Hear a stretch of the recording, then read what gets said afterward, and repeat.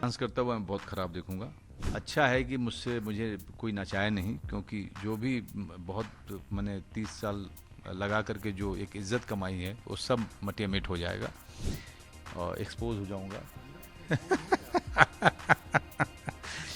मैं बड़ा देसी डांस करता हूँ, देसी आदमी हूँ, देसी डांस करता हूँ। मुझे जो बाकी लोग जो डांस आप देखते हैं इंस्टाग्राम वगैरह पे, जो बच्चे लड़के लड़कियां डांस करती हैं, मैं वैसा नहीं कर सकता। 1 2 3 वाले डांस मुझसे नहीं हो सकते। एक ट्रैवल आदमी के रूप में देखेंगे। उसके सिवा जोरम।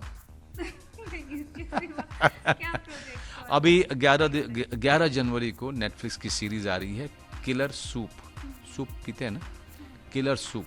अभिषेक चौबे बड़े नामी गिरामी बहुत ही कमाल के डायरेक्टर हैं और उनकी ये सीरीज़ है। तो फैमिली मैन के बाद मैंने कोई सीरीज़ नहीं की। सर, तो ये मूवी जोरम आने से पहले कई जगह काफ़ी सारे अपनी प्रशंसा जीत चुकी है, तारीफ बटोर चुकी है। जैसा कि हमने इसमें देखा है कि आप एक बच्ची को बचाने के लिए अपने परिवार के लिए संघर्ष करना चाहते हैं। क्या आप इस मूवी के बारे में बताना चाहेंगे, कैसे प्रिपेयर किया? जोरम एक ऐसे ट्रैवल आदमी की कहानी है जो मुंबई के कंस्ट्रक्शन साइट पे काम करता है और कुछ ऐसी घटना घटती है कि उसको अपने 3 महीने की बच्ची के साथ वापस जंगल की तरफ, झारखंड की तरफ इसको भागना है, जहाँ पे इसका घर हुआ करता है। और ये कहानी उस पूरी यात्रा की है, जब वो 3 महीने की बच्ची को लेकर के अ, पूरी की पूरी यात्रा को तय करता है वो, और उसमें क्या क्या होता है और अंत में क्या होता है मैं कहानी नहीं बता सकता। लेकिन वो किरदार दसरू का मैं बताऊं आपको, आपका दूसरा सवाल वो है। किरदार दसरू का है, बहुत ही शांत, दबा हुआ एक आदमी, एक ऐसा आदमी जो अपने पत्नी की मौजूदगी में वो बिल्कुल ही अपने पत्नी का सहारा लेता है कि जितने भी जीवन के निर्णय हैं और जितनी भी बातचीत है वो पत्नी करे, वो पीछे रहना पसंद करता है। एक ऐसा आदमी जो ज़्यादातर चुप रहता है, ऐसा लगता है जैसे कि उसको बोलने में ज़्यादा कठिनाई है। वो एक ऐसा आपको एहसास होगा कि बहुत ही शर्मीला और जिसके अंदर में कोई कॉन्फिडेंस नहीं है। लेकिन धीरे धीरे आपको पता चलता है कि दसरू के अंदर में बहुत ताकत है। वो अच्छा आदमी तो है लेकिन उसके अंदर में ताकत बहुत है, उसके अंदर में वो काबिलियत है कि कैसे वो अपनी और अपनी 3 महीने की बच्ची को बचाते हुए निकलता जाता है। उसका मेंटल स्ट्रेंथ जो है वो एक आम आदमी से भी ज़्यादा बड़ा है ना। सर, तो आप तो अब नए अभिनेता के लिए चलता फिरता इंस्टीट्यूट है ही, पर अपनी एक्टिंग के साथ साथ उस बच्ची को भी कैरी करना, उसको भी संभालना तो बहुत ही मुश्किल काम, बहुत ही मुश्किल काम, क्योंकि 3 महीने की बच्ची को अगर सिर्फ आप बैठे हों ले करके और आप जब खड़े होते हैं तो आपको इतने सारी चीज़ों का ख्याल रखना पड़ता है। यहाँ पर बच्ची को ले करके इतनी सारी चीज़ें की गई हैं। तो आप और पूरी शूटिंग के दौरान बच्ची का साथ में हर शॉट में होना, रिहर्सल में होना, उसके साथ उसको हैंडल करना, अपना परफॉर्मेंस करना, ये बहुत ही ज़्यादा मुश्किल काम था। एज एन एक्टर मुश्किल काम था अपना अभिनय पूरी तरीके से उस पर ध्यान देना और साथ साथ बच्ची की सुरक्षा का भी ध्यान रखना। तो ये बहुत ही डिफिकल्ट काम रहा है। आपकी देवाशीष मखीजा जी के साथ तीसरी मूवी है, तो उनके साथ कैसा काम करके एक्सपीरियंस रहा? या ऐसे आ, देवशीष जी के साथ ये तीसरा काम है हम लोगों का। एक दूसरे के साथ काम करते हुए एक लंबा वक्फा गुजर चुका है। अब हम उस जगह पहुंच चुके हैं जहां पर हमें एक दूसरे को समझने के लिए डायलॉग्स की ज़रूरत नहीं पड़ती है, बातचीत की ज़रूरत नहीं पड़ती है। हाँ, ये रोमांस से शादी तक का और शादी के बाद बच्चा होने तक का हमारा हमारी केमिस्ट्री वैसी हो चुकी है कि जहाँ पर अब एक ही कमरे में हम दोनों हैं और कुछ इनको कुछ बोलना है तो शायद मैं कई बार इनके इशारे से समझ जाता हूँ या इनके चेहरे के हाव भाव को देख के समझ जाता हूँ कि इस वाले टेक में क्या चाहिए इनको, या ये वाला टेक सही नहीं था, इनको एक और टेक चाहिए। या तो एक दूसरे की खामोशी से आप समझ जाते हैं। दर्शक आपको क्या वो बेटर लगता है, OTT movie, as a actor आपको कौन? काम जहाँ से भी मिले, मुझे काम, अच्छे काम की तलाश रहती है। जोरम थिएटर में जा रही है, उसके बाद ओटीटी पे आएगी। और सिर्फ एक बंदा काफ़ी है, कुल गुलमोहर, और भी कोई कुछ फिल्में मेरी मतलब ओटीटी पे हैं। तो ये एक और एडेड मीडियम है ओटीटी हमारे लिए। और उसके कारण क्या हुआ है कि काम बहुत जनरेट हो रहा है, न सिर्फ मेरे लिए बल्कि हर हर अच्छे एक्टर्स के लिए, हर अच्छे डायरेक्टर के लिए, हर अच्छे एडिटर और सिनेमेटोग्राफर के लिए। तो ये एक अच्छा टाइम है। सर, आपके बारे में हम्म। सुना जाता है कि आप बहुत ज़िद्दी हैं। एक्टिंग के लिए आपने बहुत ज़िद पकड़ के, आपने कुछ किस्सा भी सुनाया है कि रेलवे स्टेशन से आप अपने फ्रेंड से रिजर्वेशन का 50 रुपये का वो लेकर आए थे। तो कैसे अभी आज मनोज वाजपेयी जो हैं, कोई भी एक्टर प्रोड्यूसर दाव लगाने पे पहले सोचेगा नहीं। जैसे कि मैंने कहा, चलते फिरते अभिनेताओं के लिए चलते फिरते इंस्टीट्यूट है अभिनेता के रूप में। तो कैसा वो संघर्ष है? ऐसी कोई और स्टोरी आप शेयर करना चाहते और तो हैं? देखिए, 30 साल की इस पूरे के पूरे जर्नी में जितनी कहानियां थी लोगों ने तो निकाल ली है। अब मुझे उस नई के लिए मेरे पास कुछ माल बचा नहीं है। और मैं आपको झूठी कहानी तो बताऊंगा नहीं। लेकिन देखिए, अगर आप कई कई साल हो गया, एक तो मुझे गांव से निकले हुए, लेकिन 18 साल की उम्र में निकल गया था मैं। तो कहानियाँ तो ऐसी बहुत सारी हैं, और लोगों ने बहुत लिखी भी हैं। और सफ़र कभी भी किसी का आसान नहीं होता अगर आप उतनी दूर से आते हैं, छोटे से जब गांव से आते हैं। लेकिन मैं मानता हूँ कि बड़ा लकी रहा हूँ। और लेकिन सबसे जो ज़रूरी काम मैंने किया था मेरे ख्याल से, उसके लिए मैं हमेशा I always thank God and thank my decision, कि मैंने ये डिसाइड किया था कि मैं मुंबई नहीं जाऊंगा सीधा। मैं जाऊंगा, मैं थिएटर करूंगा, अपने आप को तैयार करूंगा, तब मैं शायद मुंबई के बारे में सोचूंगा। तो मेरा वो जो निर्णय था, मुझे लगता है कि वो बहुत ही कमाल का डिसीजन मैंने लिया था। कि हर कोई जो अभिनेता बनने का सोचता है वो सीधा मुंबई पहुंच जाता है, और मैं दिल्ली पहुंचा था, और वो भी थिएटर करने के लिए। सर, सिर्फ एक बंदा के लिए आपको बेस्ट अवार्ड मिला। फिल्म ने और भी 5 अवार्ड जीते हैं। तो फिल्म की सफलता के लिए आप क्या कहना चाहेंगे? वो रोल भी इसी की तरह है, थोड़ा हम्म। मार्मिक कहानी और देखिए, सिर्फ एक बंदा काफ़ी है। अपूर्व सिंह कार्की, जो कि जिनकी पहली फिल्म है, और उसने हम सबको बहुत सम्मान दिया है, और वो लगातार हमें सम्मान दे रही है वो फिल्म।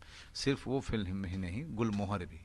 और दोनों ही फिल्में जो अभी जैसे फिल्म फेयर का अवार्ड हुआ, तो आप यकीन नहीं करेंगे कि दोनों ही फिल्में नॉमिनेटेड थी सारे कैटेगरीज में। तो मेरे ही दोनों परफॉर्मेंस एक दूसरे के सामने थे। तो इससे बड़ी बात क्या हो सकती है कि 30 साल के बाद भी आपकी फिल्म, आप फिल्म कर रहे हैं, अच्छा काम कर रहे हैं, अच्छे डायरेक्टर के साथ काम कर रहे हैं, और वो काम अच्छा हो रहा है, लोगों को पसंद आ रहा है। तो ये अपने आप में it's a blessing, it's a gift. Sir, आप बहुत ही मैंने जैसा बताया, प्रोड्यूसर्स नहीं दाव लगाने पे सोचते हैं, पर मनोज वाजपेयी को एज अ डांस करते हुए कम देखा गया मूवीज में। तो ऐसा कुछ आने वाला है जहां आपके डांस भी हमको देखने मिले, या सिर्फ अभी तो नहीं है। एक्टिंग? Okay sir. और डांस करता हुआ मैं बहुत ख़राब देखूंगा। अच्छा है कि मुझे कोई नचाए नहीं, क्योंकि जो भी बहुत मैंने 30 साल लगा करके जो एक इज्जत कमाई है, वो सब मटिया मिट हो जाएगा, और एक्सपोज हो जाऊंगा। मैं बड़ा देसी डांस करता हूँ, देसी आदमी हूँ, देसी डांस करता हूँ। मुझे जो बाकी लोग जो डांस आप देखते हैं इंस्टाग्राम वगैरह पे, जो बच्चे लड़के लड़कियां डांस करती हैं, मैं वैसा नहीं कर सकता। 1 2 3 वाले डांस मुझसे नहीं हो सकते। सर, बिहार से आया एक किसान का बेटा, उसने पहले गैंग्स ऑफ वसेपुर में गैंगस्टर का रोल करके एकदम धमाका मचा दिया। उसके बाद आज आपने ओटीटी पे फैमिली मैन में सुरक्षा एजेंट का काम किया। तो ओटीटी से लेके सिनेमा घर तक धमाका एकदम छाए हुए हैं बिहार के लड़के। तो आप कैसे स्विच, अभी जैसे आपका जोरम आने वाला है, वो बहुत ही इस तरह का रोल है, तो आप कैसे स्विच कर लेते हैं, ज़्यादा किरदार पे या कहानी पे? यही काम करता हूँ मैं, और कई सालों से मैं सिर्फ यही काम कर रहा हूँ। इसी में अपने आप को मतलब जिसे कहें ट्रेन कर रहा था। इस यही कर कर के मैं अब हर बार यही कोशिश रहती है कि बेहतर से बेहतर एक्टर बना जाए। जो किया है उससे संतुष्टि नहीं होती है। आगे बढ़ करके कुछ और करने का मन करता है, जो और ज़्यादा चैलेंज करे, हमको ज़्यादा चुनौती सामने रखे। बहुत ज़्यादा मैं इंटरेस्टेड हूँ कि मैं मेरा जो अभिनेता है वो लगातार ग्रो करता रहे, और मैं ये भी इंटरेस्टेड हूँ कि मैं लगातार कोशिश करता रहूँ कि मैं अच्छे से अच्छा इंसान बनूँ। सर, पंकज त्रिपाठी जी आप बोलते हैं कि आपसे इंस्पायर होके उन्होंने काम स्टार्ट किया, आपसे बहुत आपको मानते हैं कि आप उनके आइडल हैं।